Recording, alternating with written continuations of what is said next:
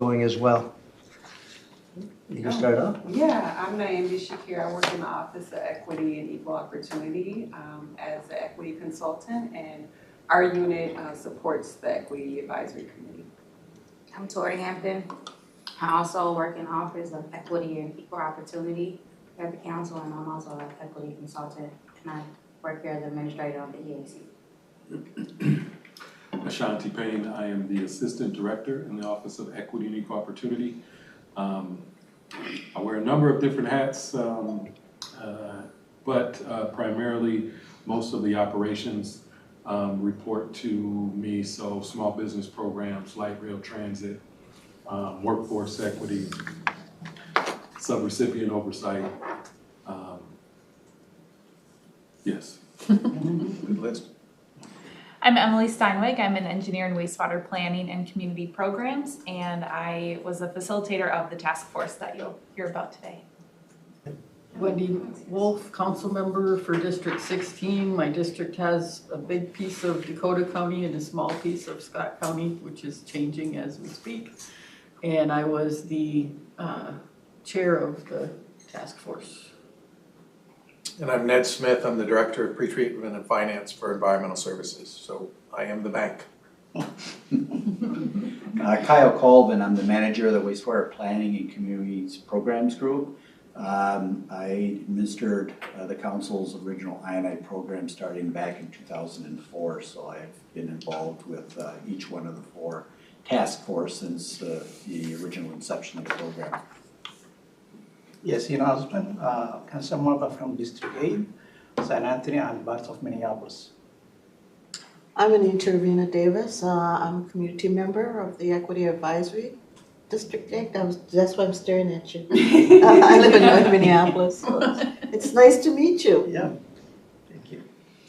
And I'm John Pacheco, co-chair here and councilman for District 6, which was pretty much west of Lindale. And now I have Lake Nokomis and Lake Harriet, and lost half of my St. Louis Park and a few other areas there. Unfortunately, I lose the green line and blue line and all the glory that goes with that. I don't think glory is the word. All right, with that, I'll call the meeting to order. We have entertain a motion to approve the agenda. So move. So we have one member here. Second, so we'll go with what we have. So we'll hold on that. We'll add it to the other approvals when we get to that point when we have a quorum. Is there anyone from the public that wishes to speak? Obviously not. And the subcommittee reports have not met. So we're just blowing through this agenda. So at this point here, why don't we begin with the programs that we have. We have our folks here from Councilmember Wulff, you can describe the program and further introductions if necessary. Well, we already went through the introductions, yeah. So is Greg going to put the PowerPoint up? Yes, and there's a answer. Click here. Yeah. There it goes. Yay! Wow. Yes. Okay, we're ready. So I'm going to talk today about the pilot private property I&I grant program, and if that doesn't make any sense to you right now, that's okay, because we'll go over that as part of the PowerPoint, is what those things are. So, where do I point this at? I don't know how you turn it on.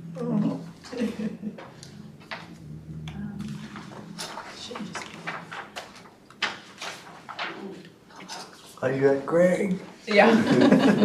I know you're up there. Greg, make the magic happen. Right. Where's the receiver? Yeah, it should just be Yeah, he's coming. Well, I see the lights. I can't make it work. I'm pushing buttons and nothing's happening. Couldn't figure it out. the advancer. Oh, sometimes the first one, The green light I is can go sit over there. I need to take the mouse.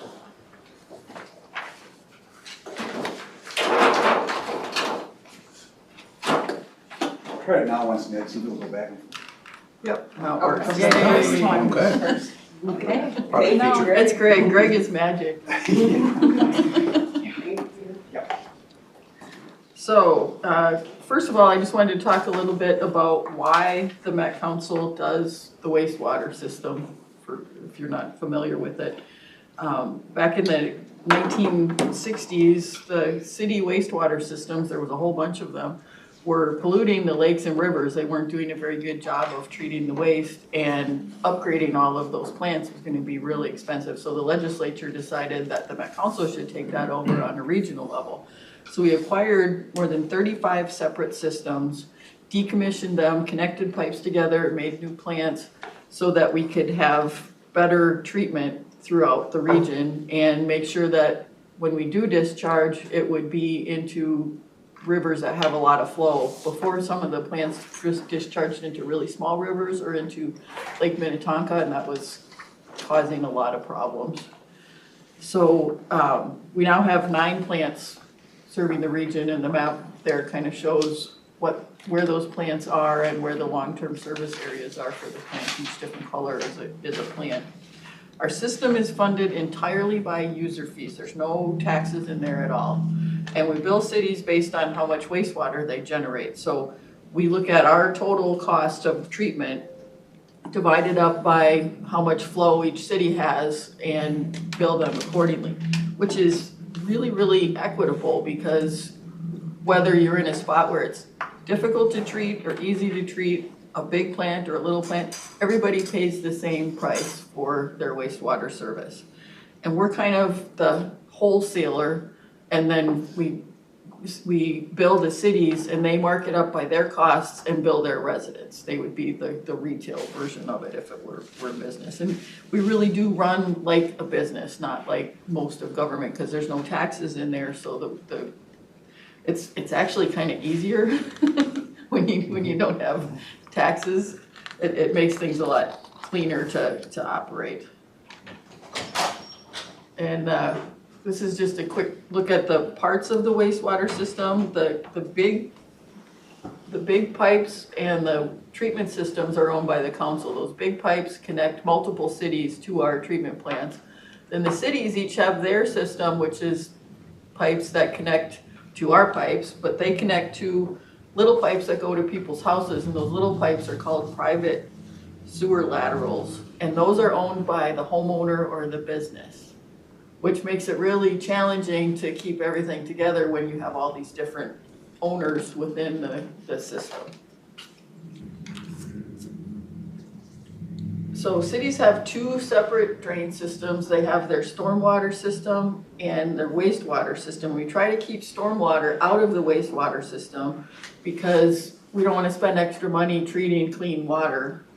You need, more pipes, more bigger plants. You're spending more money for clean water, and there's no reason for that water to be going through the wastewater system. The wastewater system focuses on removing pollutants and extracting energy and nutrients from the wastewater to return clean water to the environment. So, what is I&I? I&I is inflow and infiltration. And inflow is when stormwater gets into the wastewater system through cracks or holes in the pipes and in the maintenance structures, or improper connections between the stormwater system and the wastewater system. During a big storm, this can cause pipes to back up into people's houses, or overwhelm the pipes and cause them to burst, or overwhelm the treatment plants and cause them to release untreated sewage into the environment, which we really don't want to happen. The photo in this slide shows what happened when we had 16 inches of rain in 1987. And that stormwater got into the wastewater system and broke open the pipe. And you can see there's a house on the edge of that big gash in the ground there that almost fell in. I mean, this was a huge problem.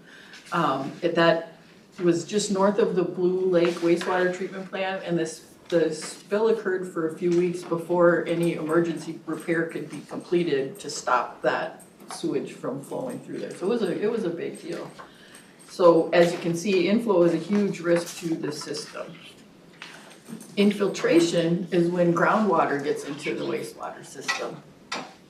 Council member, if you don't mind, could we ask you to pause for a second? Absolutely. The 2 members could. Go Go ahead, get Get your seated. food and Oh, so you don't have to backtrack. Okay, no, you did. Thank you. I'm Plus, happy to, it can be happy to distracting. wait. Yeah, no problem.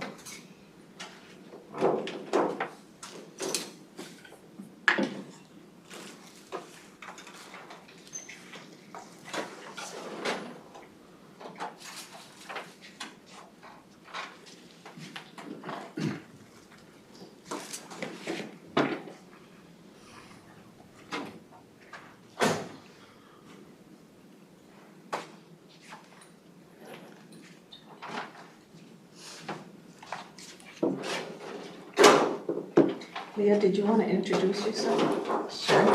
Good, Hi, Matt. I'm Leah Goldstein-Moses. Nice to meet you. I'm Wendy Wulff, council member. We've met before. I actually interviewed you when you got on the council. Great. Or the, EAC. Yeah. Great. Nice to see you again. good to be here. Yeah. Emily and Ned and Kyle are here in case I can't answer questions or to hit me if I say something wrong. Great. So. Yeah, sure. My name is Zabata Wed. I'm also a council member.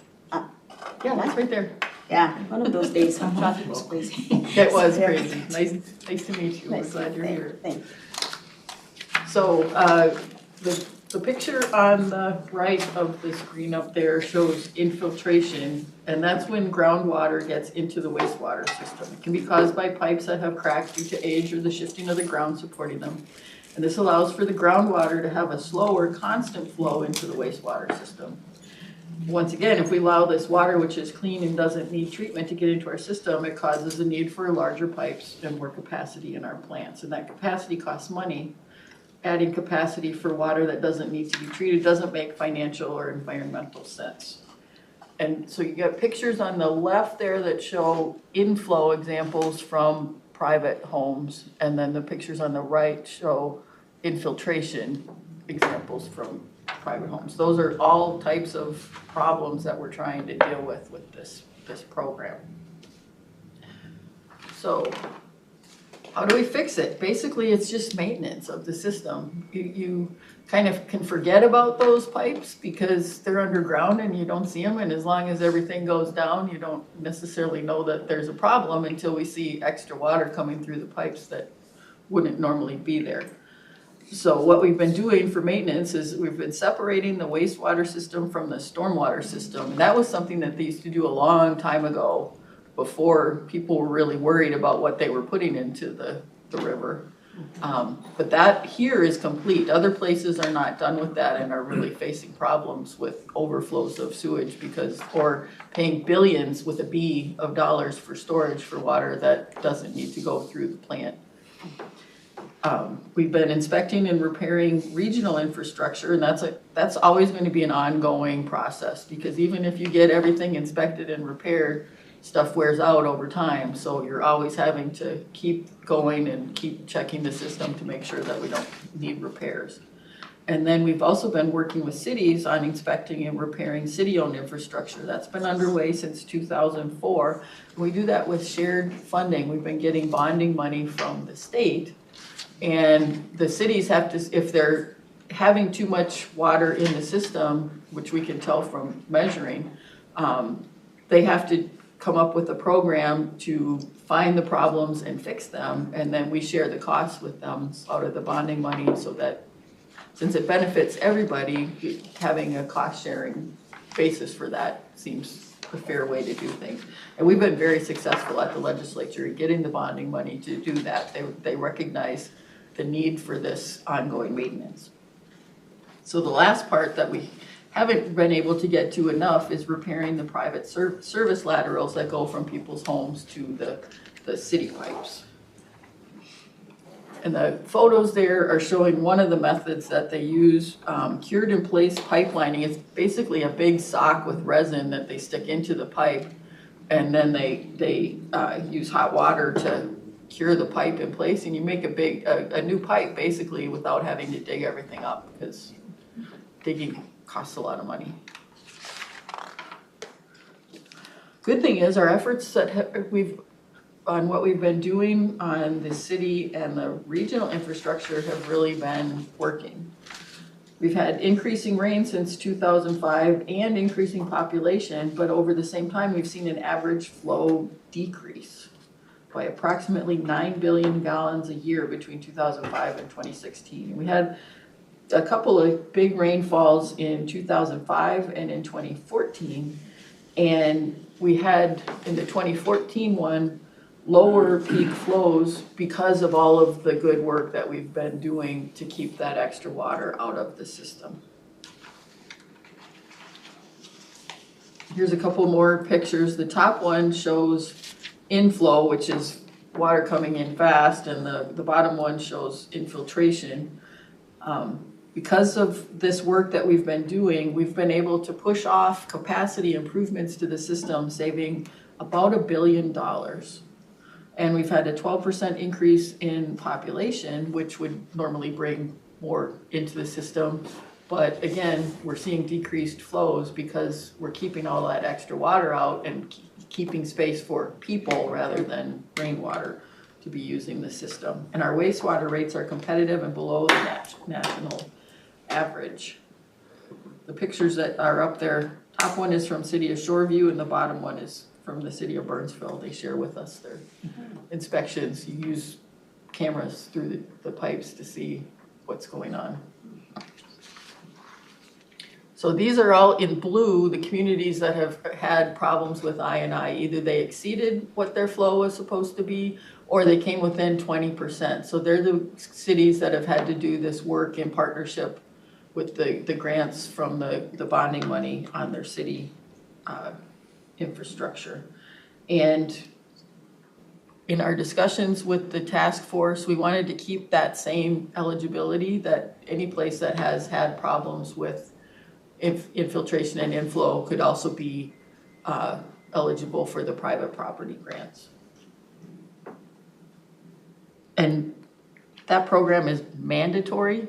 The one that we're doing with homeowners is voluntary, both on the part of the cities and the homeowners, because we don't have the authority to require homeowners to participate or require cities to participate in the program for that matter. So we had a couple of previous programs in 2008 and then 2013 and 14. And the first one was $800,000. The second one was $1 million. First one fixed 15 foundation drains and 564 service lines repaired. The challenge with these programs, they worked great, but as soon as we got everybody to find out what was going on and do this work, we ran out of money. So then people, the next person comes and says, hey, my neighbor fixed their broken service lateral. I want to do that too. And the cities had to say, we don't have money. Both times they were one-time opportunities, and we had hoped maybe the Clean Water Land and Legacy people would do an ongoing thing, but they were not interested in doing that. So we had to go back to the legislature and try to get permission to do it with our money. So the need for private property I&I funding, like I said, we've been able to do most of the work in city pipes and in the Met Council pipes, but when the I&I comes in from people's houses, we measure the flow at the city border. So all of the water that's coming in from the city, then that city is responsible for paying for it. If you've got private service laterals that are leaking and extra water is coming in, everybody in that city is paying more money for their wastewater bill.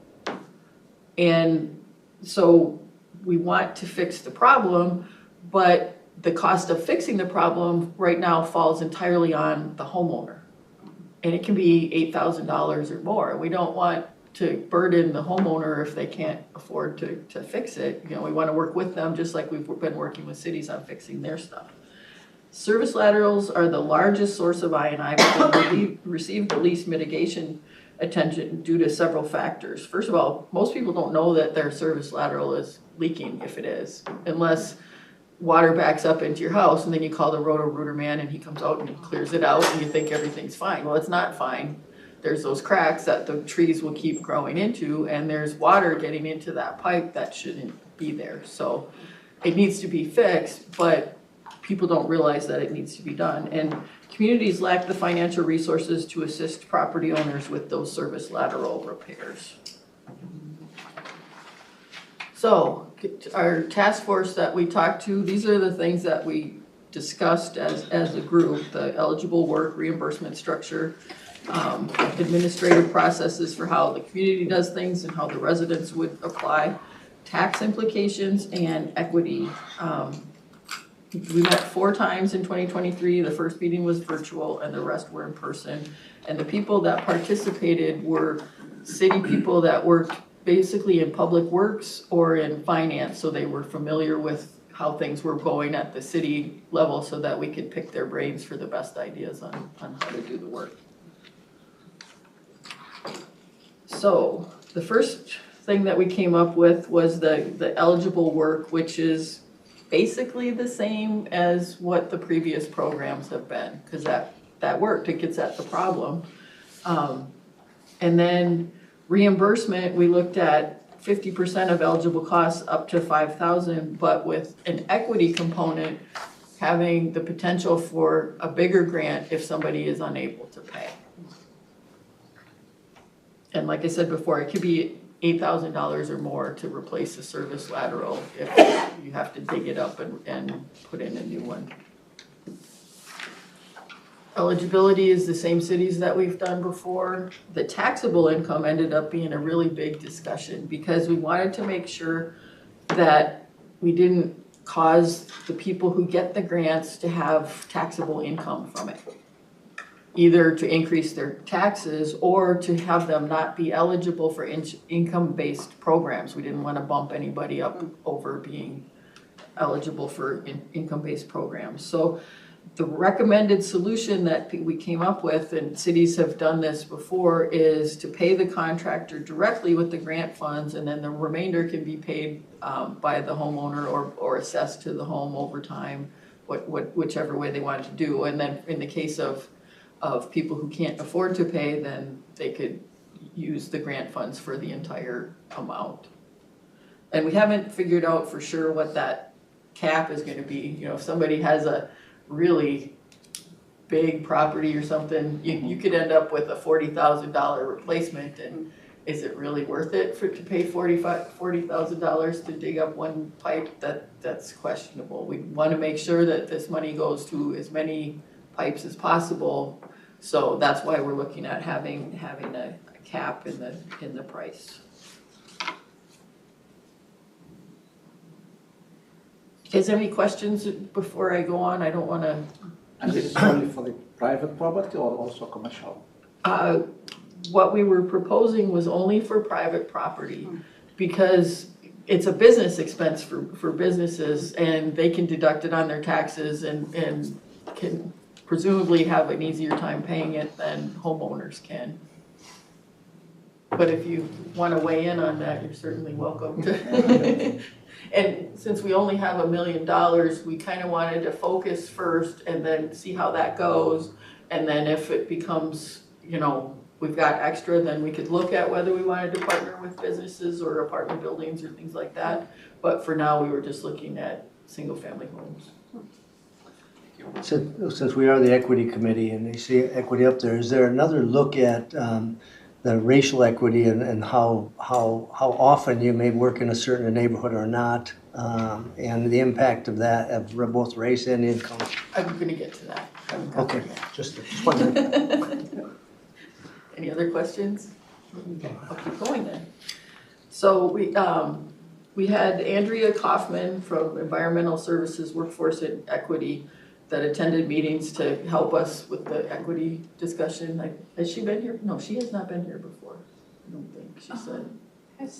So she's not been in front of the EAC before. Yeah, I thought she was going to be here tonight. I don't know what happened. She was unable to join last month. Oh, yeah, she was really excited to be here. So. Planning to. Oh well. Mm-hmm. So we were trying to talk with cities about how can it really make a difference for people. And every city was different on how they the challenges they face and how they do things. Like some places like Newport, they have whole neighborhoods where they're going, like every 4 years, they do another chunk of the city where they dig up the road and all the pipes and fix everything. And they thought for them, the best opportunity would be when they're doing that project, if they know that it's a neighborhood where it's all problems with the private service laterals, they would just put that money to pay for the service laterals instead of assessing the families, particularly in lower income neighborhoods where people might be having more difficulty paying. They would do it as part of a project. Other places, Minneapolis said they've got people that they know that have failed pipes but haven't fixed them because they couldn't afford it. And so for them, they were looking at using only equity ones, not the general population 5,000 cap, but only equity ones to get at the specific properties where they already knew there was a problem and the people just didn't fix it because they couldn't afford it. Or they have some where houses have more than one house hooked up to a private service lateral, which is really weird. That's only a Minneapolis thing. So that was one of the things that they were thinking they might give a try on. Some communities have point of sale where when you are selling your house, you have to get an inspection and they check the pipe, and if you find a problem, you have to fix it before you can sell your house. And so the cities that have that thought they would probably use the money towards when somebody has that happen, when they're gonna sell their house and they find a problem, they could use the money for that. And if it's a low income person, then they could pay for the whole thing versus just for the 5,000 cap or half. What we were trying to do, what we're hoping, the report isn't complete yet, but what we were trying to do is give flexibility for communities to do the work where they thought it needed to be. And it could be a neighborhood that is mostly of color. It could be a neighborhood that's all low income or mostly low income. But we needed the flexibility because there's so many different situations in the different communities. And I'm going to show you, we talked about, there was a bill in the legislature that didn't go anywhere this year that had affordability criteria for doing inflow and infiltration mitigation work. But theirs was if you had at least 3 of those affordability criteria, 20% or more below federal poverty, a tract that has Centers for Disease Control and Prevention Social Vulnerability Index greater than 0.8. I don't even understand the math on number 3.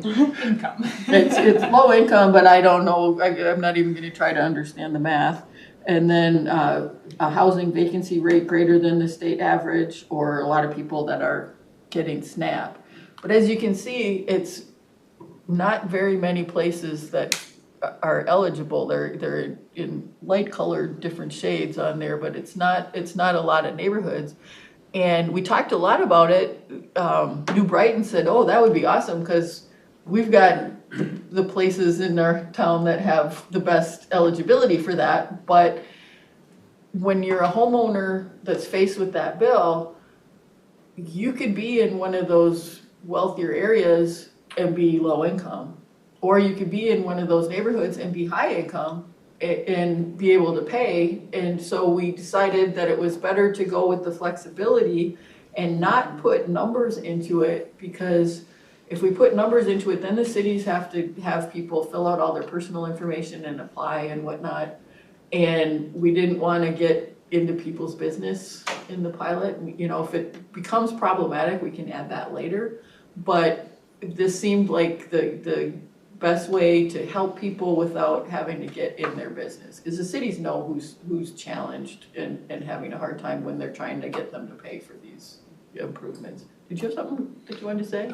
I was actually waving at my staff members. I hadn't seen it in a long time. But since, Mr. Chair, if I may, to go back to his question around the word equity has been thrown around a lot. People have been before us with various definitions and are projecting to 2050, how they're gonna define that.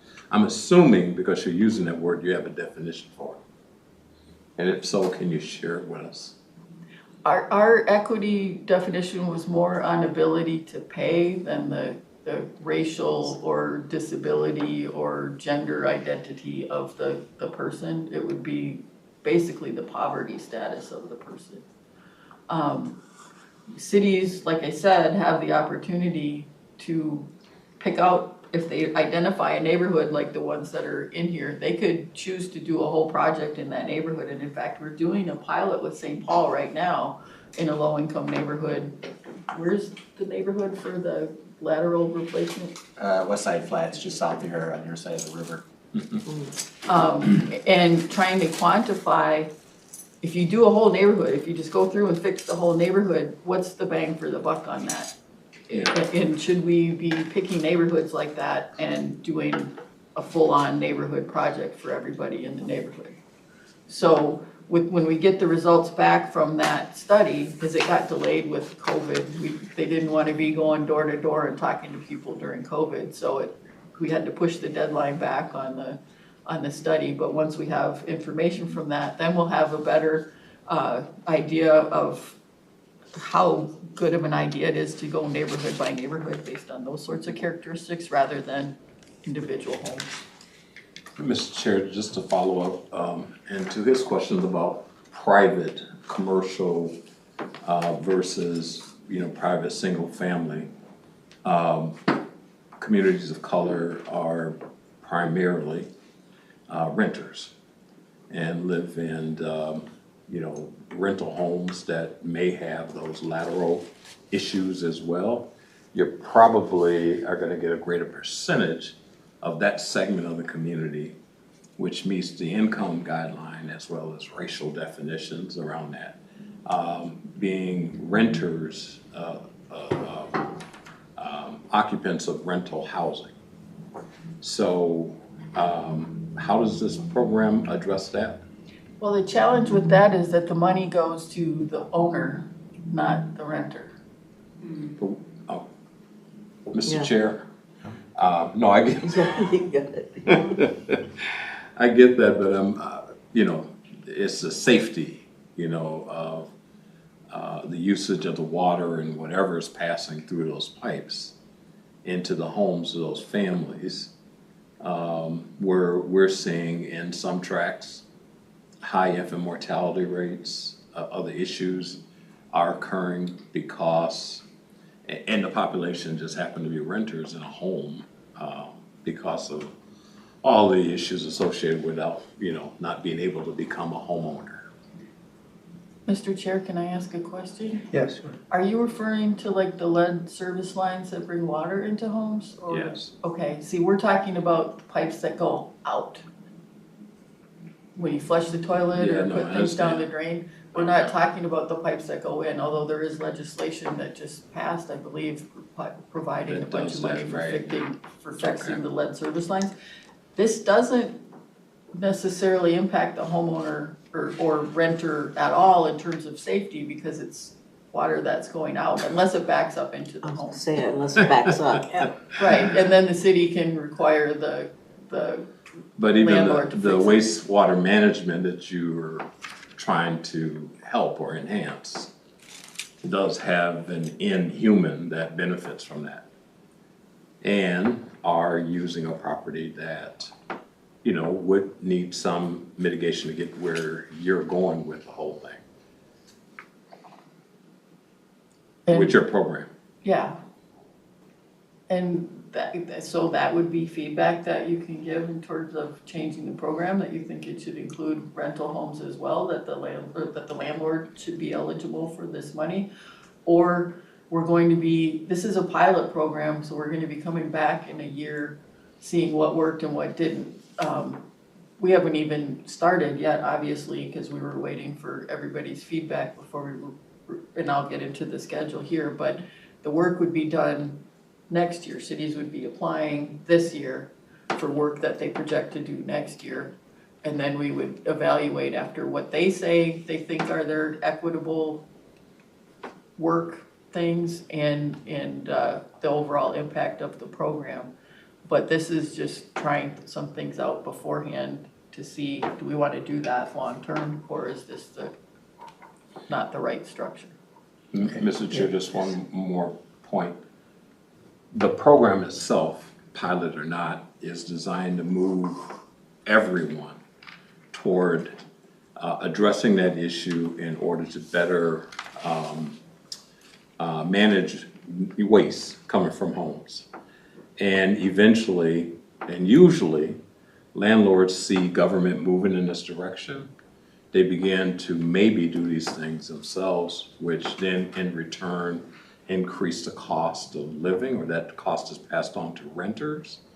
And if they are low income or, as I described before, a disproportionate number of people of color who are renters, it could have the unintended consequence of making it hard for them to afford homes. Well, affordability is an issue as it is, but make it even worse. So I don't see the benefit of a program like this not being blanketed to everyone to mitigate unintended harm for a population that is disproportionately living in rental housing. That's just a reality. Okay. And not every home has, I mean, in terms of replacing every single service lateral, not every home has this problem.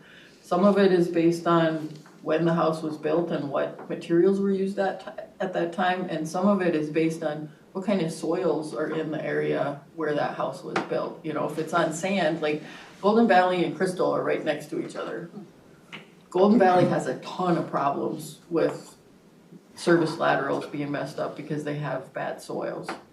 Crystal has sand, and so they don't have service lateral problems for the most part from what we've seen from their work. But yeah, I mean, I'm certainly willing to take that into advisement that you think rental housing should be included in this. It's just a challenge when you only have $1 million, how far that's gonna go. Yeah. Mr. Chair, just one more. Well, you gotta finish, we have another program. Okay, just too. one more question. I'm sorry, Mr. Chair. Thank you.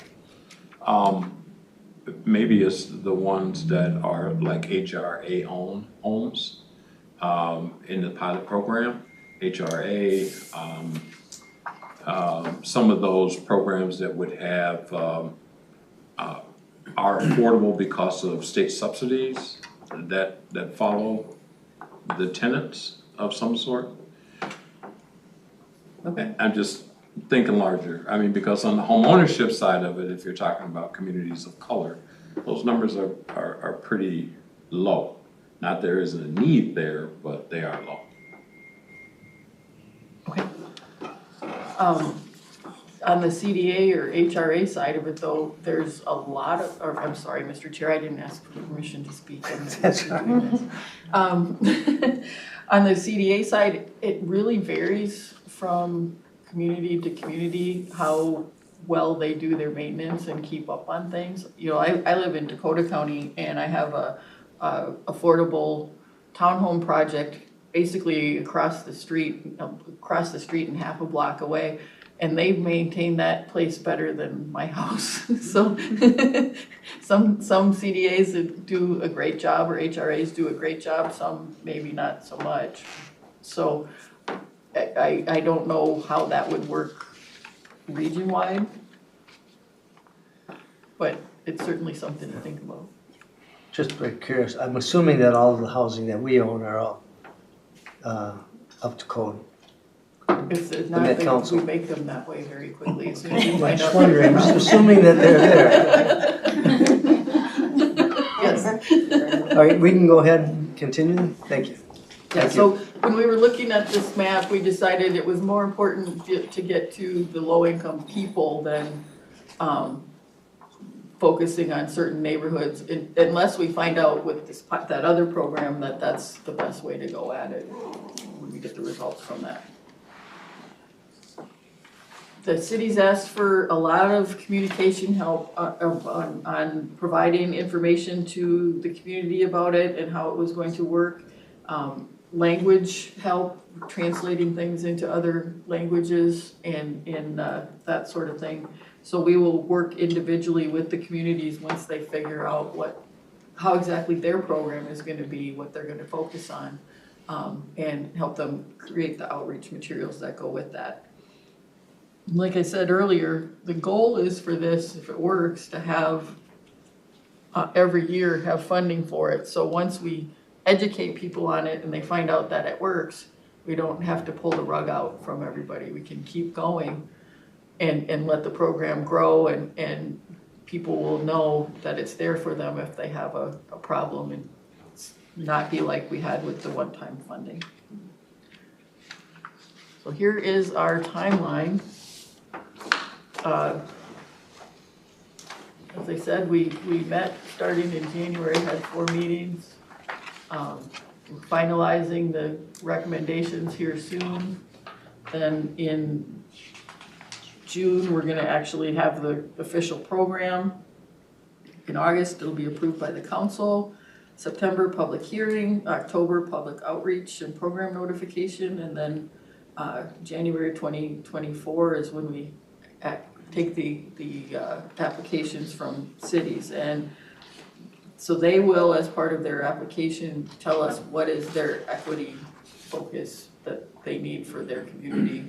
So it's kind of a balance between fixing the problem and making sure it's not too much of a burden on people. We can't do everything because we only have $1 million and the region is pretty big. So that, you know, there was a lot of concern that we just wouldn't have hardly any money.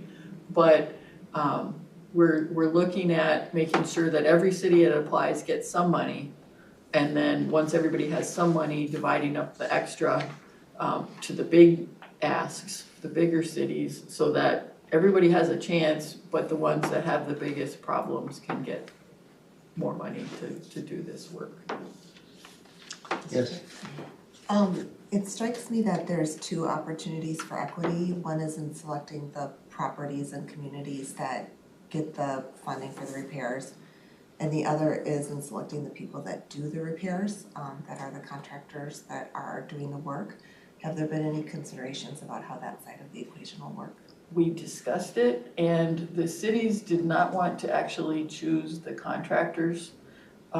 They didn't want the extra liability that comes with them being the people that are doing the contracting. So what they proposed is the homeowner comes up, if it's not part of a city project, like Newport wanted to do just a whole neighborhood, if it's not part of a city project, the homeowner could provide 2 or more estimates, and as long as they were reasonable, then the city would reimburse half of the cost or all of the cost, depending on the situation of the applicant. Could there be a way of bringing contractors, even if you're not certifying them as like approved contractors, maybe you're certifying them as women-owned or targeted groups through the certification process that the Met Council already has, and then those contractors can use some sort of badging system to show that they are a Black-owned business or a woman-owned business, or I'm just thinking. We can look into that. We can't require it because this is a voluntary program with the cities, and not every city is going to participate. But how they ultimately do it, they have some leeway on that because it's basically their money. Because we're using part of the wastewater fees that we're taking in to pay for this program, and we had to go to the legislature and get permission to do that in partnership with the cities. So they have as much say as we do on how this goes, and we were reminded of that several times during the meeting process. Question. When you do your communications, are you going to let the cities decide for themselves how they're going to communicate, or are you going to assist them in how they're going to communicate? Because the concern that I have personally is websites. Some cities will rely totally on their website, but we have a lot of individuals whose English is not their first language. And so if they're looking for that website, they're not going to get that communication. And in that way, I would say that's not equitable. May I answer, Mr. Chair? We're pretty loose here, it's an advisory committee. I We're just not wanna the make board sure, I don't council wanna, I don't member. wanna break the rules. So there were some things that were talked about for, depending on how the community goes about things, like the point of sale things, they can connect with all of the homeowners that are selling their houses and having to do that inspection, they can connect with them there in whatever language they need to with our assistance. For ones where they're picking just a neighborhood and doing the whole neighborhood, they can go door to door in the neighborhood. They don't have to rely on a website or some other form of communication. But we're gonna tailor each communication outreach thing depending on what the program is from the community. How the city decides the program is going to be. And we'll assist them with language and any other, ADA compliance sorts of things.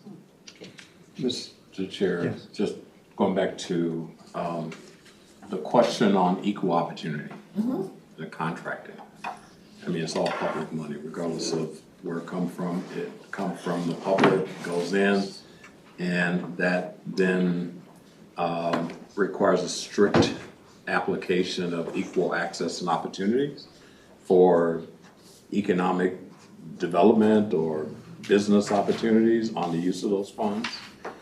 So I understand that there may be some cities that don't want the liability, but equal opportunity and equity can't be a liability. It's all of our money's being invested there on the back end. All of us should have the opportunity to benefit from that. The folks that will get these new systems in place and the people that have the skills and abilities and are qualified to basically install them or help them with it. So if we're passing this money, what harm is it to cite the statutes that require even the municipalities to have equal opportunity facilitated when doing anything with the public's money? Mr. Chair, can I answer? Yeah. So the cities have requirements for MCUB or DBE or those sorts of things if they're using state or federal money. But when it's city money, we can't require them to do that. That's not how it's written in law. Mr. Chair, Yes, yeah. we strongly encourage them to write comprehensive plans. We strongly encourage them to participate in the Livable Communities program, which is geared towards furthering fair housing across the metropolitan area. We strongly encourage them to, certify people for contracting opportunities. So I'm just wondering why we can't strongly encourage them to do that. Mr. Chair? Yeah. Some of those things are in state law that they have to do, like the comprehensive plans. Livable communities, they don't have to participate, and only about 80 communities out of the 100 and, I don't know what it is. 100 and something communities actually participate in that as voluntary. But it's different, and you weren't here when I was talking at the beginning about how the environmental services, our wastewater system, doesn't use any tax money at all. It's entirely funded by user fees. And so we don't have those mandates that come from federal funds or state funds. It's just not part of how it's set up legally. So we would be exceeding our authority if we required cities to do that. And they're doing this program voluntarily with their money. They don't have to participate.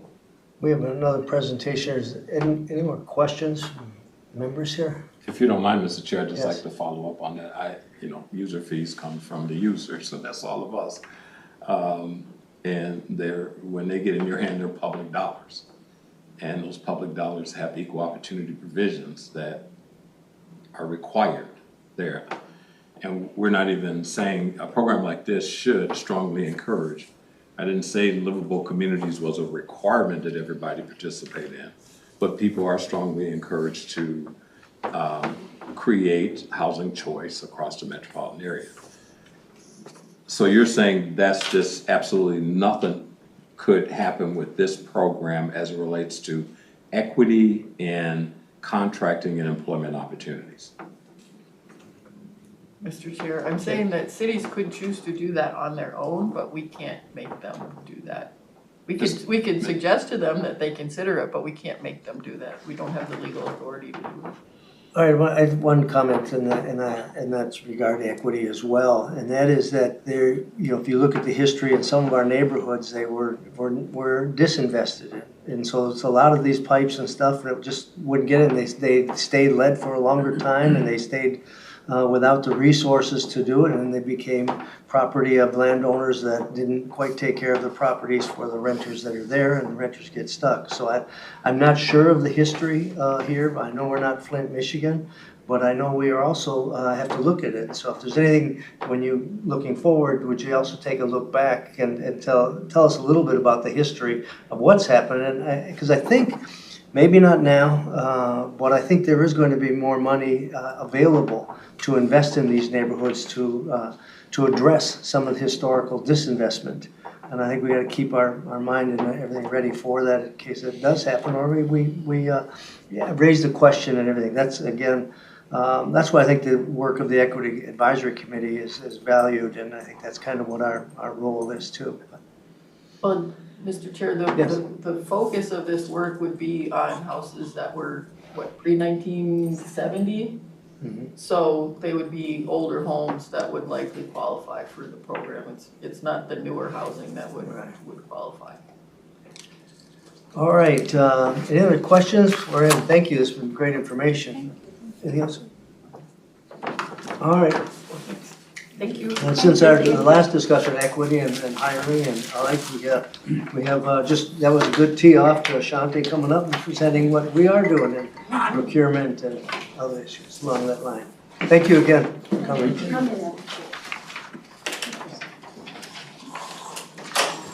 Mr. Chair, it seemed like our concerns fell on deaf ears.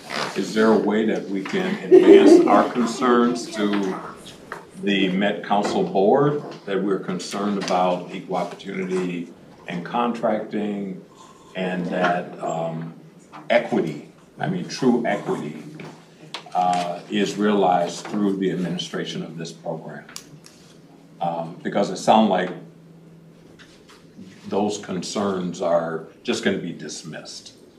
And right now I'm not feeling like there are aspects of this that's not very equitable. Well, we have our minutes from this meeting describing what was raised in the presentation at all. It could certainly be included and make sure that that was included. But I don't necessarily think it fell on deaf ears. I think the way the program was structured right now is as a pilot. And I think that we all can look at how we can put MCUB goals or other goals around it. And that's again, to be honest with you, that's true of everything we do, whether it's in the wastewater, whether it's in buying buses, or whether it's in transportation. And so I'm more than happy to move your concerns forward. Thank you, Mr. Chair. Yeah. Yes, Councilmember. Thank you, Mr. Chair. And I can let the council know as this goes through the rest of the process that was brought up, and we can look into whether it is legal for us to do that or not, because we do have to abide by state and federal law also. Mr. Chair, as long as it's not brought up as it was coming back to me that we're trying to make it mandatory. We just said we want to strongly encourage that the administrative application of equal access and opportunity laws be administered with the use of these funds. However the city's structure. Okay. All right. Thank you. Thank you. While we're waiting for Mr. Ashanti to get up here, if anyone want to grab some coffee or way too much food, please take it before it gets cold, then you have to bring it home and reheat it. Tori's gonna eat it all if you don't.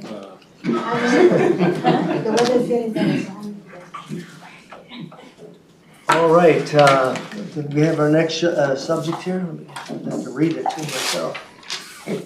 And we are having our triennial goal setting methodology by the Federal Transit Administration, Environmental Protection Agency, Disadvantaged Business Program, Ashanti Payne, Assistant Director of OEEO.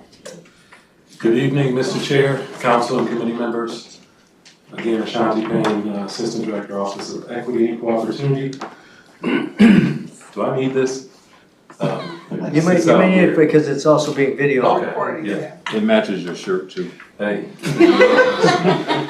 That's how I do. Pleased to come here and talk with you this evening about our triennial goal setting process. As most if not all of you know, that as a recipient of federal funds through USDOT and FTA primarily, but also through the EPA and PFA, we get federal funds that go to environmental services. With those funds comes the responsibility and requirement to operate a federal disadvantaged business enterprise program. And through that program, we set an overall program goal on a triennial basis. And then we also set individual project goals on capital programs and projects. I will say on the EPA side, we don't have the same requirements and regulatory compliance factors. However, we do operate our EPA funded program in the same way that we operate the FTA. So we're not required to set an overall goal. If we don't meet that overall goal, we're not required to do a shortfall analysis like we do with FTA. We're not required to do public heat, all those things, but we do them. One, because for transparency, accountability, consistency, and because we think it's the appropriate thing to do. So on a 3-year basis, we go through a process where we set the overall program goal. And historically, the council has done that in-house. So our own staff has done the research, the analysis, and come up with that goal. This year, we have decided to contract with a third party to do that work, primarily for a few reasons. One, when you do it in-house, you're doing pretty much a basic, what's in the regulations, follow that, do it. It's the easiest, straightforward way. However, in my experience, when you do it in-house, you're really primarily counting what you're doing and what y'all do. You're not accounting for the potential or missed potential that you could have in a way. And then the third reason is, to have an independent third party to conduct that analysis and to provide that base goal and methodology for us. We chose to go through the University of Minnesota. I was getting feedback online. Gotcha. And Dr. Myers and the Humphrey Institute at the University of Minnesota to do this work and lead it.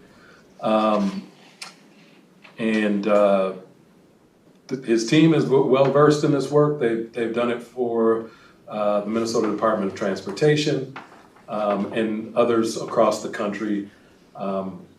He could name them all. I know New Jersey, New York, East Coast, but very well versed in this work. And they started in April last month, and we're utilizing a contract that it's a state contract that we can contract for research with the University of Minnesota. So just in terms of process, and hopefully you all have the scope here that was provided. They come up with a base goal, and it's done by availability, defining the marketplace, looking at the projected work for both on the EPA side and Federal Transit Authority side. And then they adjust the base goal in light of other evidence, which include discrimination and other factors business formation, and again, that'll all be described in their methodology when they present. And then as a requirement, we are required to have a race gender neutral component to our goal, which means if we do not focus on race, gender, or setting project-specific goals, we have to achieve some participation through other means, which could be providing technical assistance, business development services to small businesses. It could be establishing requirements on contracts that are based on size and time of length in business that are not specific to gender or race.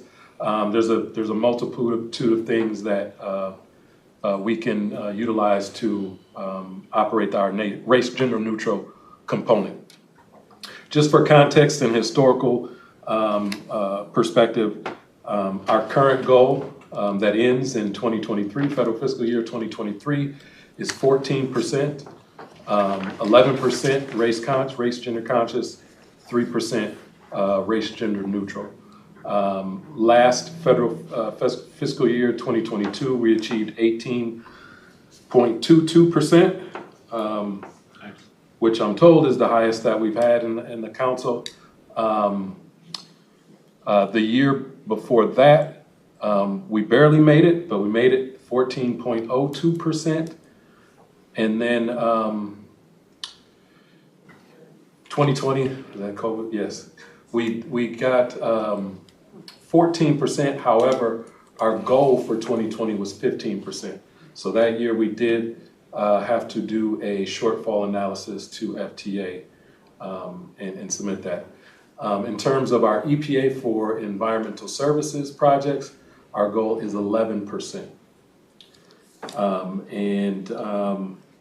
We have historically met that goal, although, take that back, last year we achieved 10.7% of the 11% for the EPA side.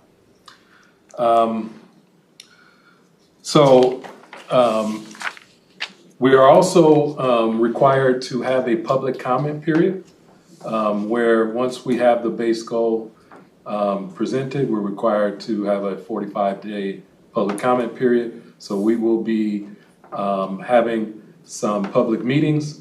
One of the things that I was coming here this evening to discuss is, and I've discussed this with Dr. Myers and his team, that it could be a possibility that this committee may want their own, I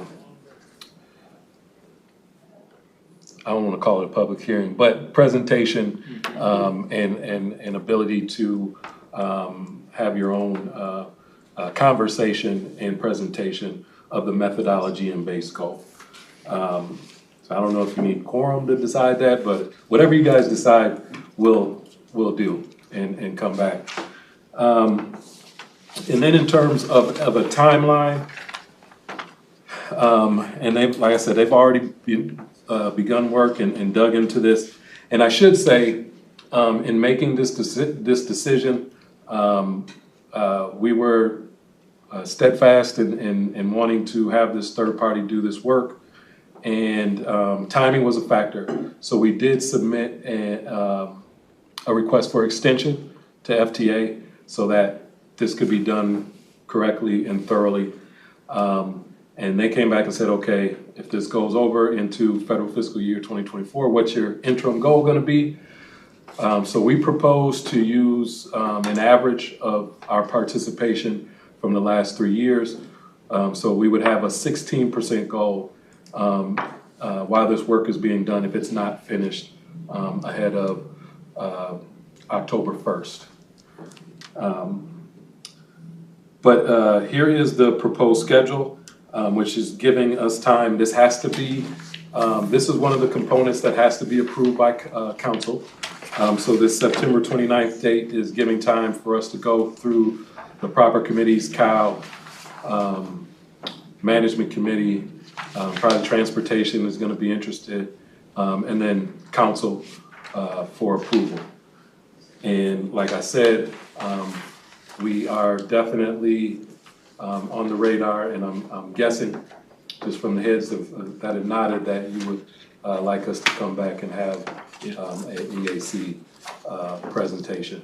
Yes. And the regulations say that public comment period can't be just pro forma, that you have to capture the feedback, explain how it was addressed or utilized, and make that part of your methodology. And ultimately, it gets submitted to FTA and USDOT, and they have to concur, approve it, and I suppose they could come back and say, no, you didn't do something, but just given the history of the work from Dr. Meyer's team, I don't anticipate our goal not being approved. With that, I can take any questions that the committee has. Member Davis. I've said this before. A lot of times, race and gender are not, people of different color, race, gender, might not be selected for the contract based on an older male, white male manager or director who is not open to the idea of expanding or being inclusive. This is a good plan, but is there a plan if somebody doesn't follow it?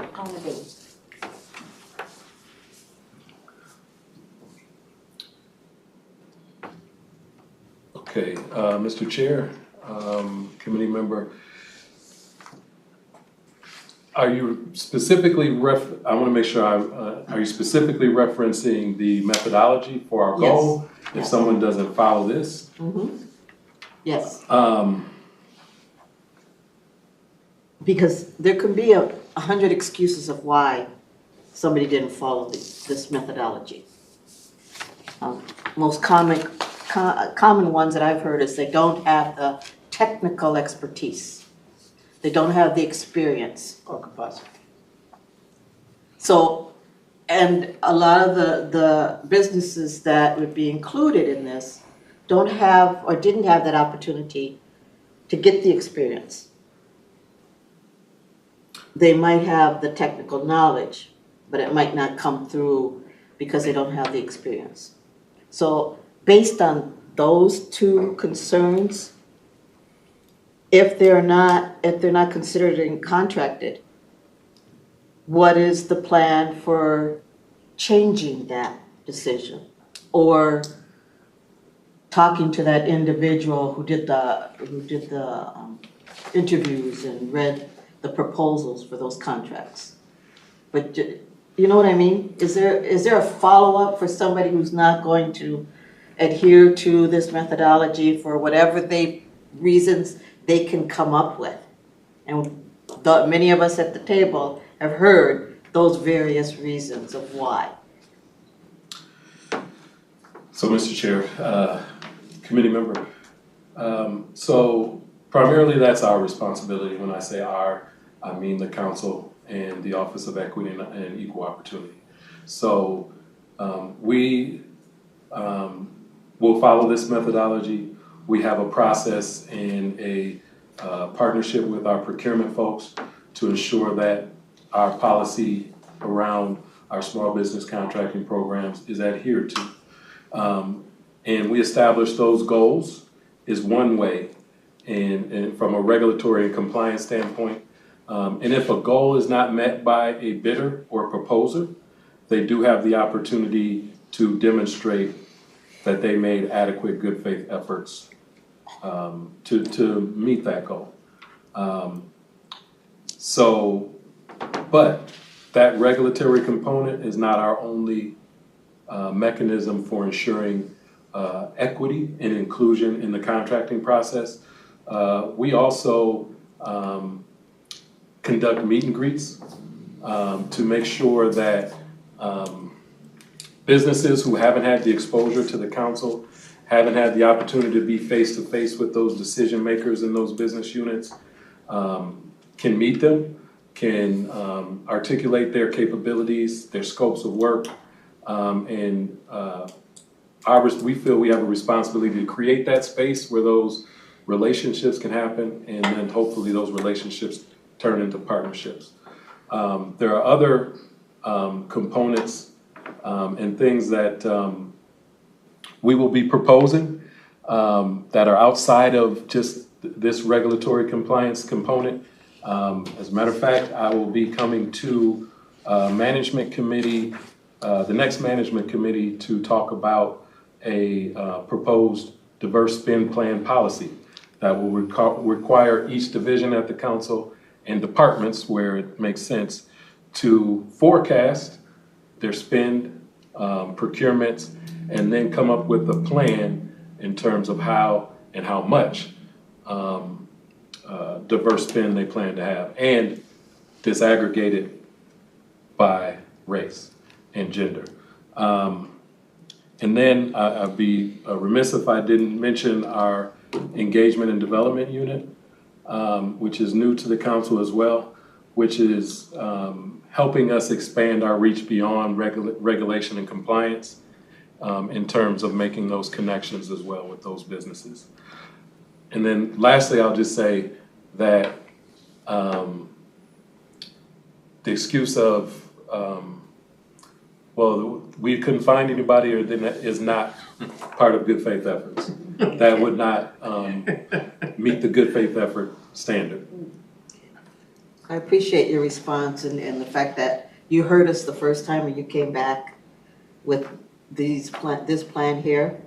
So I'm totally open and trusting to what you just said about the concerns that I've raised. Supervisor Member? Okay, I'm sorry, I have 3 questions, but I think the first 2 are very fast. For the 14% current goal, is that dollar amount or contract numbers? It's dollars, so and it's federal dollars, federal portion. We do a 80-20%, so 80% federal. 80-20 spent. So the federal component, and then of those federal dollars, the dollars that are contracted to DBE firms, and what that percentage is. Okay. And then within that 14%, is there any disaggregated goals, or it's just a straight 14% goal? It's a straight 14% goal. Okay. The information is disaggregated, but it's a 14% DBE goal. Okay, so my harder question maybe is for the idea of the missed potential, full potential kind of adjustment that you'll be making, will some of that take into consideration the council's ability to do more meet and greets, to do more seed investments or business formation support? Will there be an eye towards, we have set a 14% goal in the past, but if the council really invested in some business development support, we could get to 25% or 30% or 40%. Will it include that? That is a very excellent question.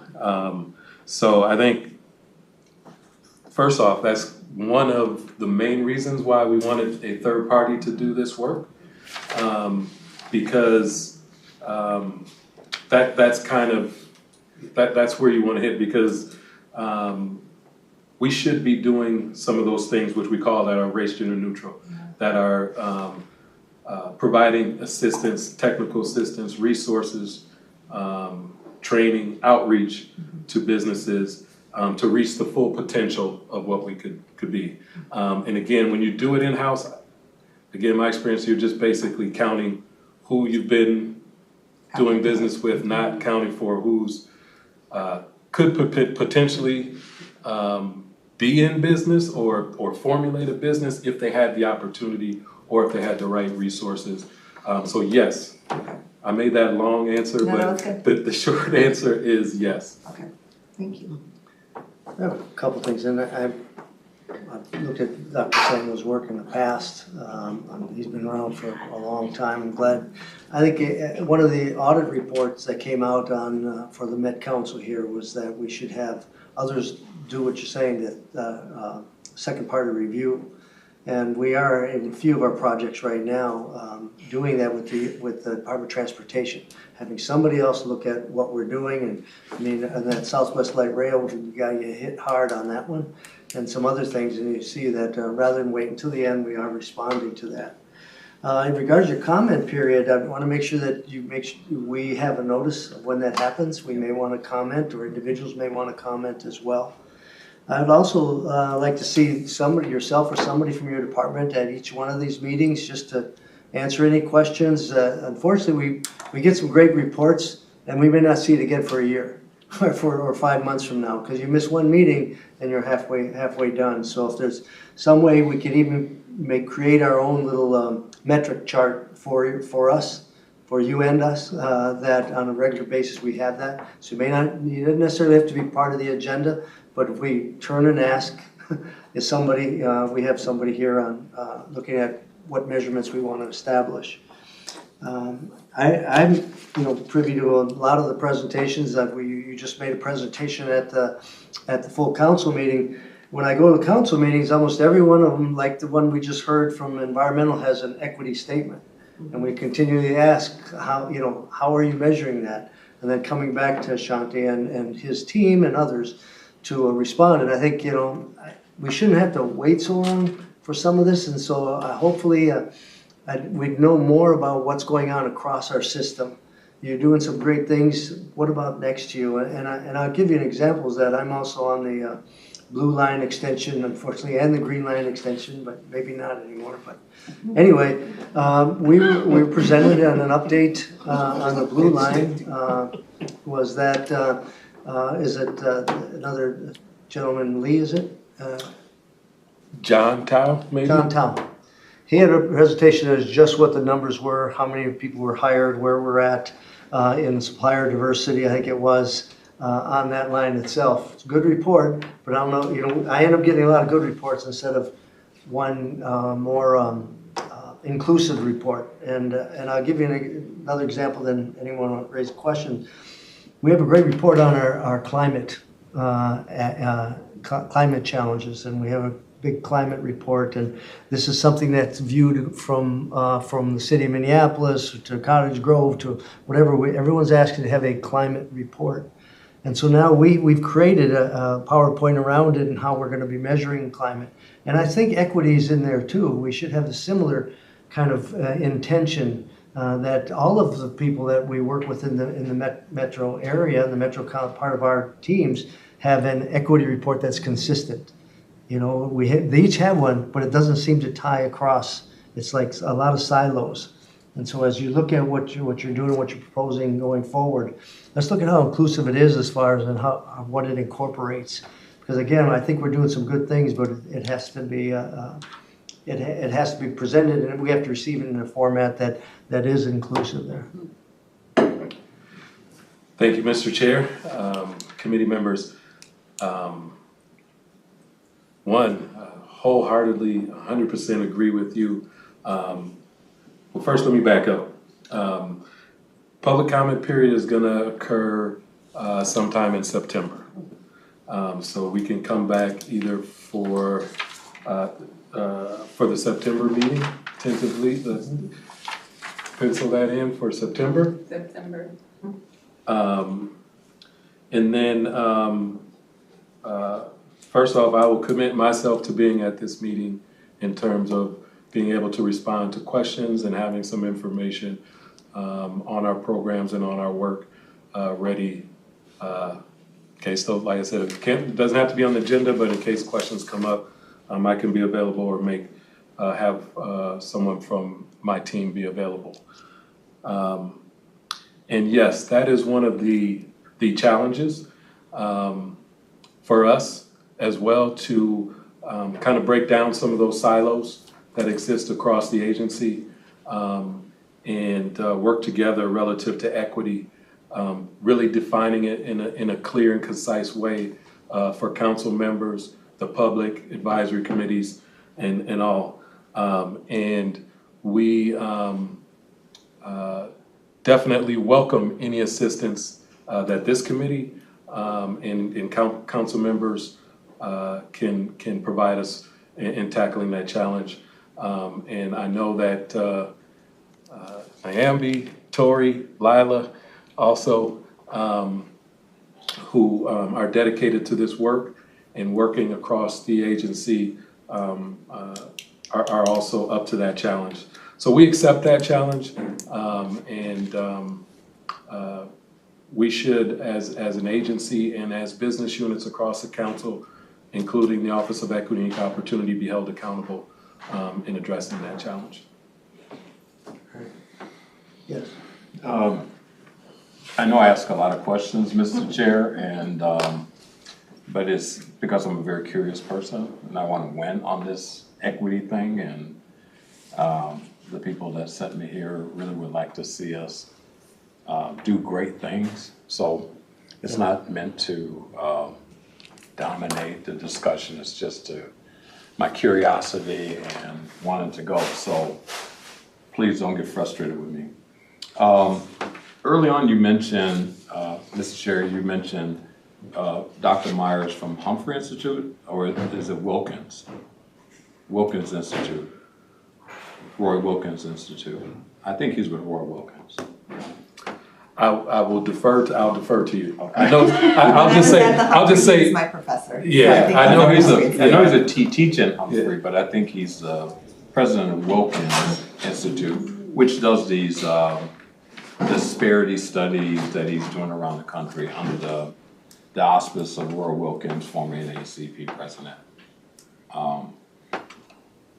He may have changed, but a couple of years ago I met with him. He was at Wilkins. I just wanted to make clear that. Secondly, congratulations on the 18%. I think that's really a big deal. That means something is working, and I'm not sure, and you probably are doing this, tracking what it is that you did different to move the stick from the 14 to the 18%. Are you documenting that? Do you have some ideas? Can you share some of those things with us? Mr. Chair, Council Member, yes, we are documenting that. We have a strategic plan that we are executing on a daily basis. We have some work that's being led by our engagement and development unit. And we've had a manager for that unit on board now for little over 6 months, Antonio Elias. But it really, a couple things. One, we have attempted and made efforts to re-engage folks who may have become disenchanted with the council or saying, you know what, I haven't had any opportunities, I'm not going to bother with them. So one of the things we've been trying to do is outreach, say, hey, we're doing some different things, come learn, come understand, come engage with us, and we've started some regular communications. That's also generated some challenges for us because now we've created this, this communication loop, and so we're getting more people coming to us, and we have to respond and meet that challenge. Another thing that we are doing is the meet and greets that I talked about. We've done some group. I'll give you an example. We did a group meet and greet with our environmental services, where we did some initial marketing outreach and said, hey, this is some work that's coming up. Come learn about it. Come, partner. Come meet with some of the current incumbents or plan holders that have historically done this, and then also meet with the staff and decision makers. And that got a lot of good feedback, both from the business units. They were like, I didn't even know this business was out here. We had one black woman-owned business who broke away from one of the larger firms, and that larger firm's there.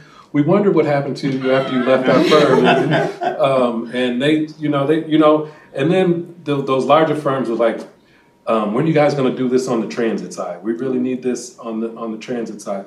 So, and then we do individual meet and greet. So if the business comes to us and says, hey, I'm having trouble breaking into, I just don't know who to talk to, I've reached out to this person, then we coordinate with procurement, the business unit, and set up that meet and greet so that they can connect.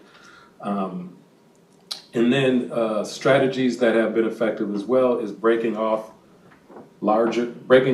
components of larger projects to where businesses can bid on it as primes, because that's really where the bottom line happens. We had a small business that we kind of deemed as successful because prior to 2019 had done $0 of work with the council, and now has done upwards over $2 million with the council. But we just brought him just to hear his story, but he's also still facing challenges. Yeah. And one of the things that he said was, these larger contractors connect with him, but they only want him to do this. He's like, hey, I do all of this stuff, but you're doing too much. We just want you to do this little piece. And he's like, and a lot of times it's not worth it for him to do that. And it's hard for him to expand and grow. And he's got equipment, he's got employees that he needs to.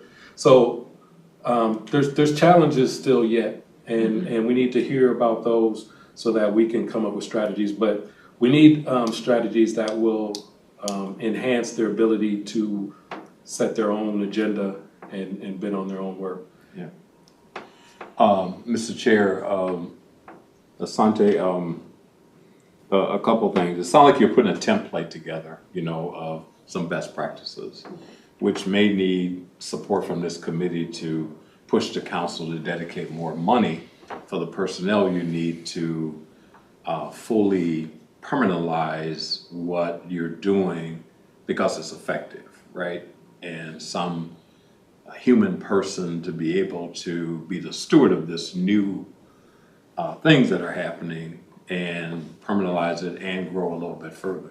So at some point, Mr. Chair, we should talk about, this celebrate, moving to 18%. There's some things that's been done, and we need to codify that and make it permanent and build capacity within that office in order to continue so we don't drop back from that 18%, but in fact move a little bit further. And Dr. Myers, I've seen him work on different things.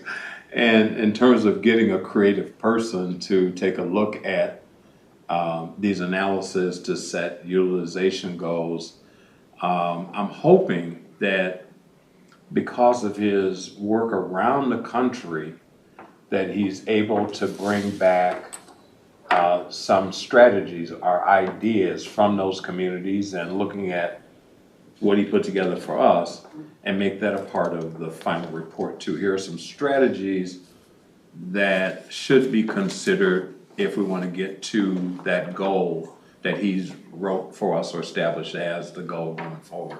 So it's just not him coming back and saying 18% should be your goal. It should be 18%, but also consider these kind of things in order to get you to 18-20%. Because I think he has the ability to be able to do that based on his national travels and what people are doing innovatively around the country.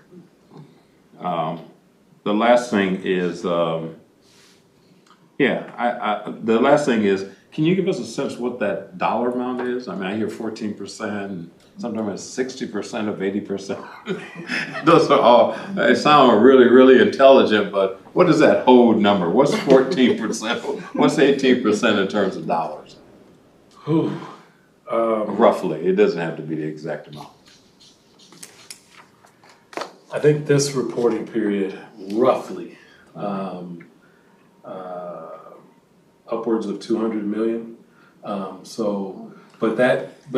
here's the thing with the council as well, that we have to understand and make sure that we plan for is, unlike MnDOT, we don't do a lot of capital projects. So we did have Gold Line and some other major projects in there that kind of drove and helped move that number. So we could go through a period where we're doing a lot of purchasing of so like actually in this first period, we had this fare box purchasing collection where it didn't have any subcontracting opportunities. However, that money still gets counted towards our program and those opportunities. So we still have challenges. So those numbers. So I don't want folks to say that we're gonna have another 200 million because that's not going to be the case. Yeah, it's the big piece and then the percentage off of that amount that's appropriated. Now I get it. And I think the last in terms, I do remember this because we just presented to a transit director. There was 43 million that went to DBEs. I'm 100% sure about that number. That's still in excess of 200 million. So I guess I could reverse engineer that and figure out what the 18% and I can't carry the one, so I don't. Mr. Chair, the last comment I have is, when we talk 200 million, I think about what your comment around the blue line, I believe it is, the Minneapolis one, and the McCarran situation where the Met Council had to pay him $250 million for a snafu. And just putting that into context, that's one company that then will go on and continue to build the blue line, but because of an internal snafu had to settle for $250 million, which ironically is this same overall dollar amount that DBEs are getting. I don't know why I had to make that comment, but it just came there, but it just, they're working hard, and if nothing else come out of this, if we're at 18%, he know what has been done to move the stick to 18%. We need to help this entity gain a little bit more capacity to sustain that. And Mr. Chair, at some point we should talk about that. We're right in the middle of appropriations coming down. Folks are going to be funded, and I think a very valid argument's been made here to add more resources to build capacity because of this production.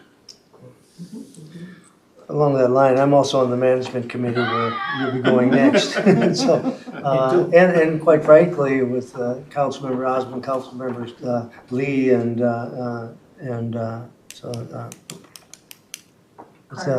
Carter. Yeah. So we have we have 4 representatives here on this committee. So I think we have the support to move these kinds of discussions forward. I know we do. So I'm more than happy to do that. The Met Council, isn't it? Yeah, Mr. Chair, that 18%, we want to keep that. That should be the minimum now, and then move it up. Say the minimum. But less than. Well, then along the same line as some of your recommendations, I know LISC just held a meeting just of developers of color. Just to them to talk to each other and maybe collaborate on some things that they have. And so I think there's a lot of energy out there. Everybody's waiting till next week when the session ends and see how the dust settles, but there's going to be plenty of money out there to do some diverse things, and there's going to be plenty of money for development, and I think everyone's kind of looking at it. And there's 2 things here that, and I mentioned this at the last meeting, is that when you talk about equity, people look at supplier diversity and hiring. And so we've got a good report on some of the supplier diversity and the stuff you're doing now. We'll expect that we'll have our HR folks just come talk about hiring. I think that's kind of the floor. It's where we go up. I mean, those are things that we're asked, how much are you doing there? How much are you hiring? What does it look like? Well, we want to get those answered, but then we want to be creative. And I believe that we have the capacity and the ability to really fulfill our role as an equity driver within the metro area. I mean, it'd be a small, if you even your own little private company selling these to different parts of the metro area.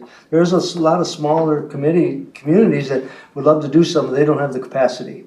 Yeah. And we do, and so with today's technology, I think we can get there, and I think it should be our goal, not to diminish or the thought of making 18%, but down the line, how do we impact the metro areas where we want to go? And so I appreciate the work you're doing, and you can count on support here. I'm glad you'll be coming back to us, and any advice you have for us as well. I think we are going to be looking again about increasing our ranks here and getting a more representation here.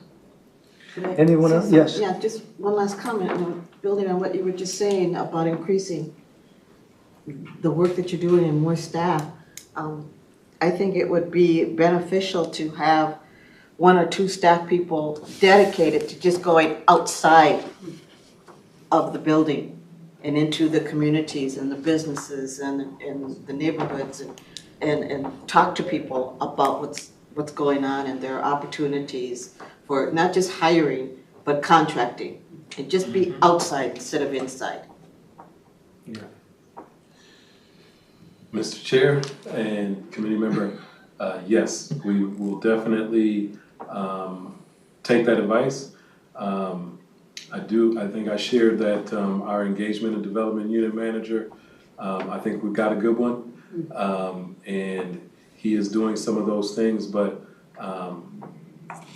we are looking to do more because, again, and as Chair Pacheco shared, we've got to be able to go beyond just the workforce compliance and the subcontracting small business compliance and be able to expand beyond that if we want to make an impact not only in terms of equity but in the region. If I could, Mr. Chair, I'm going to toot my own horn here. Those signage over there in your recycling bins were created originally by me in Hennepin County when I was going out to communities and saying the people who didn't speak English said I would recycle if I knew how. And pictures helped. And so it grew from there. And that was just from being outside into the communities. Yes. So it grows, and now you go and they're all over. I should have had a patent on it, huh? All right, we have just a few more things here. One is the standing committee reports. My work I'm also on transportation committee. Thank you. I'm also on the transportation committee as well as the management committee. I'm on the equity committee. I'm chair of the investment committee. And so it's been a lot, but lately we've been working, what's that? I said, don't sound so happy. I'm just teasing. I'm one of those sick people who like public policy. I'm telling you, I've been doing this stuff a long time. That's great. So anyway, on transportation, we've been heavily involved in the Blue Line heading through North Minneapolis. We just received our report from the Anti-Displacement Committee in partnership with Cura, who put that report together. Go online, get a copy. I haven't even read it all myself. We just met on the quarter management committee. It's probably the most diverse route we've had, definitely in the going through with the light rail. Has a lot of controversies to it, but I will tell you that it breeds a lot of energy. Whether they're for it or against it, they're really engaged, and that's what you want the most of. That's how you get your best decisions. So, Mr. Chair, I should let you know that community members are starting to connect with us as Equity Advisory Committee about the displacement issue of the Blue Line. Right. And so we're getting feedback from the community members as well. Well, let me do this, and I'm sorry I'm not so formal at times, but we can invite John Choi over to talk about not only the numbers over on the blue line. Was the blue line or the green line? The blue line. He got the numbers on the green line, and from that he's establishing numbers on the blue line of participation. But we can also get an update overall on the blue line, so you can see what we're all looking at right now. And the corner management committee consists of all of the mayors that are along there, the 2 county commissioners who are funding a good chunk of this. And all the city councils going through, because there had to be a local weigh-in on all of this, and so Yeah. It's an interesting time to The come in. loudest, I would say the loudest, the more vocal communities are between North Minneapolis on Broadway and in Brooklyn Park. Well, the first one is just getting through from Target Center to maybe West Broadway, who the Business Association already sent a letter not supporting it. Yeah.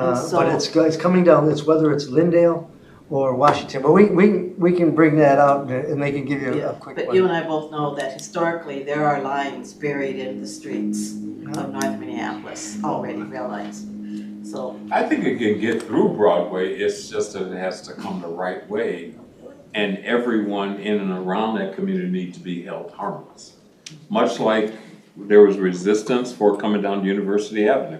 Right. And there were concessions being made for NPR, the University of Minnesota, but when it came to Cedar Riverside and it came to Frogtown, Thomasdale neighborhood, east of Snelling, Peter Bell was saying, you people complain too much, just run the train down. We're not gonna get stations, blah, blah, blah. The businesses would have been harmed there. And, you know, it was a federal lawsuit was filed. And you're probably gonna get that. And it's unfortunate the Met Council is gonna make the businesses along Broadway file a federal lawsuit to basically stop this project just to do the things the way the people want it done. But when it comes to... We don't know that yet. Again, we well, haven't even decided whether it's West I'm just drawing on history, and I'll go out there and say that people, there are a lot of folks who don't really care about that voice from the community. But there are folks who raised the funds already ready to basically challenge the Met Council at the federal level in federal court because they have rights, environmental justice rights. They should be held harmless, just like any other community would be.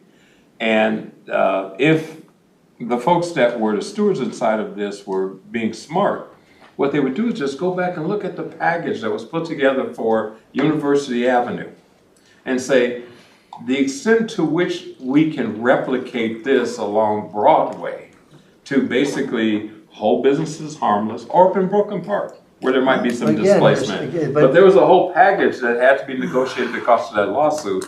I think I don't want to get debated unless we're going to talk about this the next meeting, but I think you're making some assumptions that they hadn't looked at it. I guarantee you, even looking at what we've done in Southwest Light Rail is impacting what we're doing up through North Minneapolis. It's what we're looking at, what we were doing on University has an impact. I think we're going to be coming in through this environmental impact statements on all of them, all this is, and then the cities will weigh in, and so there's a lot to be done, but I can bring somebody in and talk about it. Yes. I know that each of these projects has public engagement processes built in, but our role as the Equity Advisory Committee is to bring an equity lens and to represent our communities. And so I want to make sure that there's steps along the way that, regardless of all the public comment that the council is getting in other ways, we are also asked for our advice as representatives of our community that are bringing an equity lens to the work. Yes, and like I said, we contracted with Cura, partnered with them. The report just came out last week.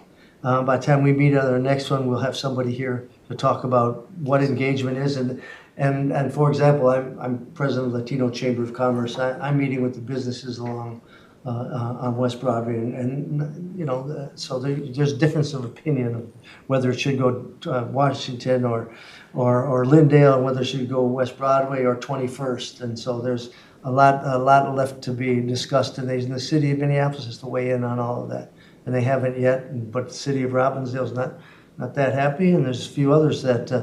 Where everyone's looking, but be clear though that we have looked at what happened on University and everywhere else we've done it. Not only have we looked at it, the state auditors have looked at it, and so I don't think there's anything. I don't think this will not be a lack of transparency going forward. You will see that. But it's not just transparency; it's coming to us for our advice. Right. Yeah, and we're getting hit up through emails. The big one now is that the Met Council won't even listen to the community. Maybe CURE is a nice group to send out there, but there are folks who want to come before the Met Council board and set aside a meeting where they, not a 3-minute public comment session, but you know, let's give a full Met Council meeting and allow, as a matter of fact, how about that board go out to North Minneapolis? And we have. I've been down in Washington. No, I'm talking about. No, that's my district. And so it's not like, I represent the Met Council out there, and we've sent not only myself, but a few others.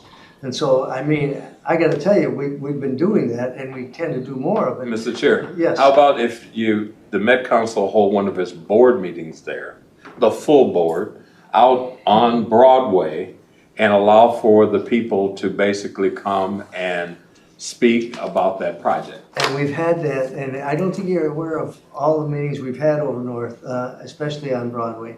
I've been 3 weeks ago, we were at the Sanctuary church there, and it was open to all the pictures. We are, and all the maps out here. Yes, we are doing that. I mean, I'm a formal Met Council meeting was held at the Sanctuary? What's that?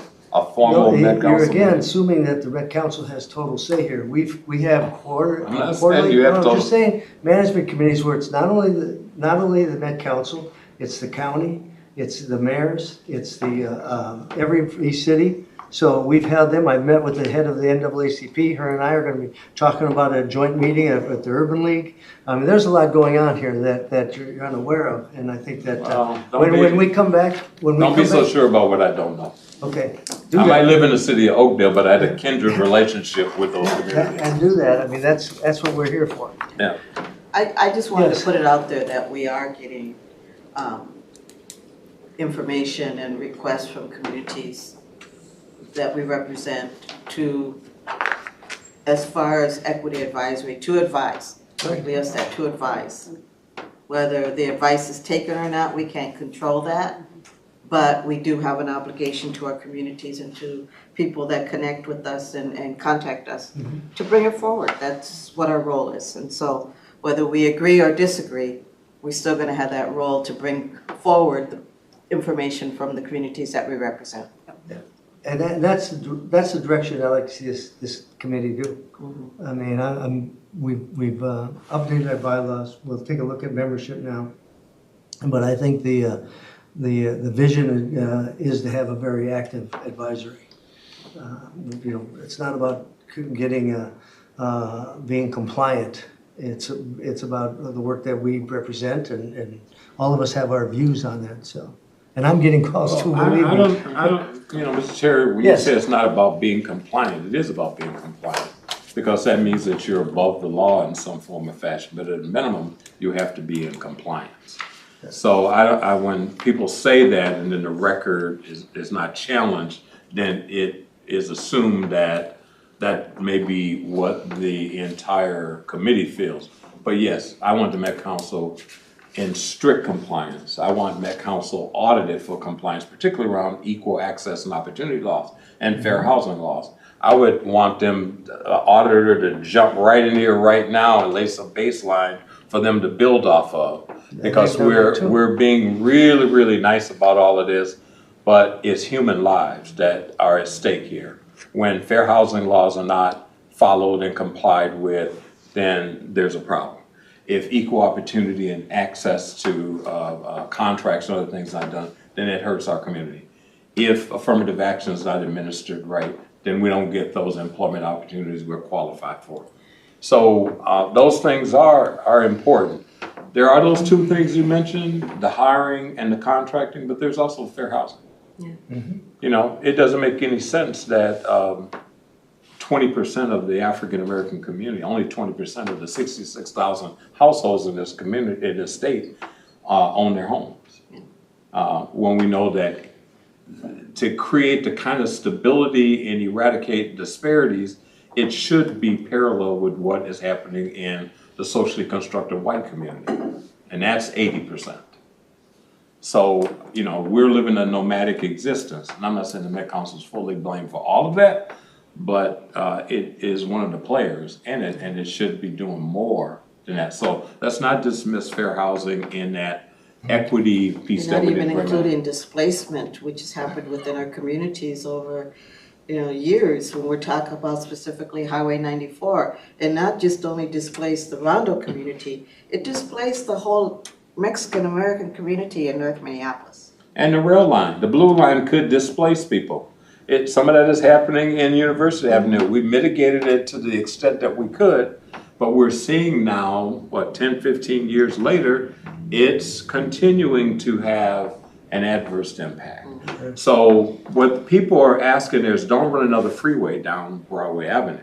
But if you're gonna do it, and it's not like they're opposed to it, it's do it so that they benefit, they're held harmless, and it really does serve a purpose other than gentrifying the community.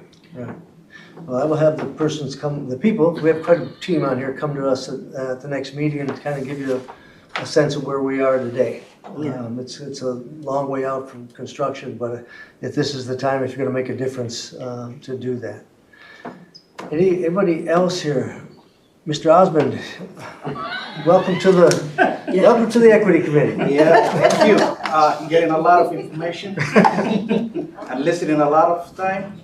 Yeah, I'm glad to be here. At the next meeting, each commissioner or council member to give a report, bring back anything from the committees you're on. I report on the Management Committee on Transportation. Just a quick sentence if there's something you think is important that we should be aware of. And each of the council members that are here, and it's yourself and Councilmember Lee. So, What committees are you on? Management and environment. Oh, that's my thing. If that's it, we got 5 minutes to spare, and we have a lot of food there, so we're ready to take it. Maybe we'll rush to the food. I think it's a very productive meeting. I really appreciate the time that you've taken to come out here. And unfortunately, we don't have enough other people here, but that's something we can work on as well. We're working on it. Yeah. All right, with that, I'd like to call this meeting adjourned. Gentle reminder. Yes.